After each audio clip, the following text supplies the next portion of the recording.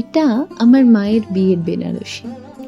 এর রং আর এর কাজ আমার এতটাই প্রিয় যে আমারও আবদার ছিল আমিও লাল সবুজের বেনারসি পরেই বিয়ে করব। কিন্তু কষ্টের ব্যাপার হলো শাড়িটার প্রত্যেকটা ভাঁজ ধরে ফেঁসে যেতে শুরু করেছিল। তখন মা বলল যে ফেলেই দে, মায়া বাড়িয়ে কি করবি।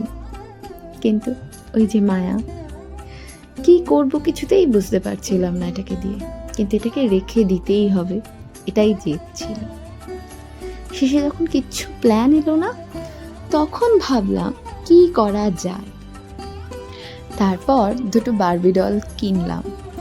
অনেক রাত জেগে অনেক ভিডিও দেখে, কোনো ট্রেনিং ছাড়া কিভাবে তাদের পাঞ্জাবি কাটে, কিভাবে ব্লাউজ কাটে, কোনো আইডিয়া ছিল না।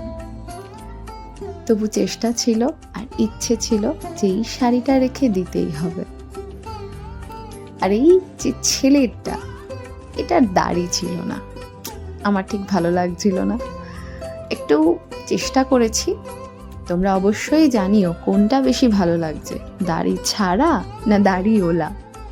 আর মেয়েটার জন্যেও বাঙালি বউ হিসেবে ওই ব্লন্ড হেয়ারটা ঠিক আমার যাচ্ছিল না। তাই জন্য ভাবলাম কি করা যায়, একটু চেষ্টা করলাম বাঙালি লুক দিতে। ওকে বাঙালি লুক দিয়ে নববধূ রূপে কদিন পরেই আমাদের বিয়ে ছিল।